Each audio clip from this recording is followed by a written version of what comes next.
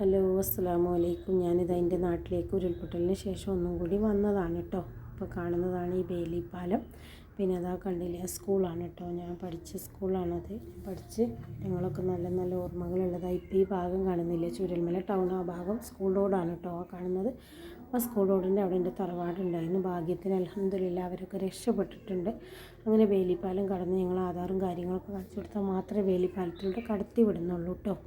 ഇതാ സ്കൂളിൽ ഞങ്ങൾ ക്ലാസ് റൂമാണത്. അന്നൊക്കെ ഞങ്ങൾ 10A ഞങ്ങൾക്ക് അവിടെ നിന്നിട്ടോ ലാസ്റ്റ് ഉണ്ടായിരുന്നത് എല്ലാവരും ഓർമ്മ. അതാ ഈ ആൽമരം കണ്ടില്ല, അവിടെയായിരുന്നു നമ്മളെ അമ്പലം ഉണ്ടായിരുന്നു. അവിടെ കുറേ ഞങ്ങൾ അയൽവാസിക്കാരും ഞങ്ങളെ വേണ്ടപ്പെട്ടവരൊക്കെ ഉണ്ടായിരുന്നു. അവരെല്ലാം പോയി, അവരൊന്നും കിട്ടിയിട്ട് തന്നെ അല്ല കേട്ടോ ഇതുവരെ.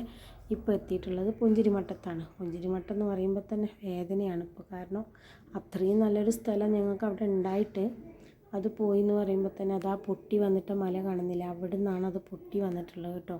ഞാൻ കുറേ ദിവസമായി വീഡിയോ എടുത്ത് വെച്ചിട്ട്, പക്ഷേ ഇടാനൊരു മൈൻഡ് ഒന്നും ശരിയല്ലായിരുന്നു. ഇപ്പോഴും ശരിയായിട്ടില്ല, റിക്കവറായി വരുന്നേ ഉള്ളൂ കേട്ടോ.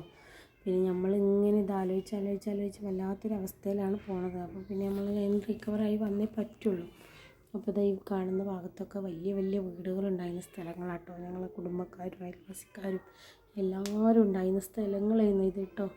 എല്ലാം പോയിട്ടോ. അവിടെയൊക്കെ രണ്ട് നല്ല വലിയ വീടുകൾ, റോഡിൻ്റെ രണ്ട് സൈഡും റോഡാണ്. പുഞ്ചിരിമട്ട റോഡ് പോകുന്നത്, ആ റോഡിൽ നിന്ന് അങ്ങോട്ടൊരു റോഡ് ഇങ്ങോട്ടൊരു റോഡ്, രണ്ട് ഭാഗം തിരിയുന്ന റോഡുകളാണ് ഉണ്ടായിരുന്നത്. ആ രണ്ട് റോഡിലും നിറച്ച് വീടുകളായിരുന്നു കേട്ടോ.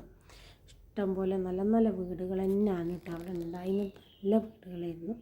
ഞങ്ങളെ കുടുംബത്തിൽ നിന്ന് തന്നെ കുറേ ആൾ പോയിട്ടുണ്ട് കേട്ടോ. എൻ്റെ ഫാമിലിയിൽ ഉപ്പാൻ്റെയും ഉമ്മാൻ്റെയും ഫാമിലിയിലായിട്ട് തന്നെ ഒരു 35 ആളോളം എൻ്റെ കൂട്ടവും കുടുംബവും തന്നെ പോയി. പിന്നെ ഫാമിലി, നാട്ടുകാർ, കുടുംബം പോലെ കഴിയുന്ന കുറേ പിന്നെ ആൾക്കാർ പോയിട്ടുണ്ട്. അപ്പോൾ എല്ലാവർക്കും വേണ്ടി നിങ്ങൾ പ്രാർത്ഥിക്കണം.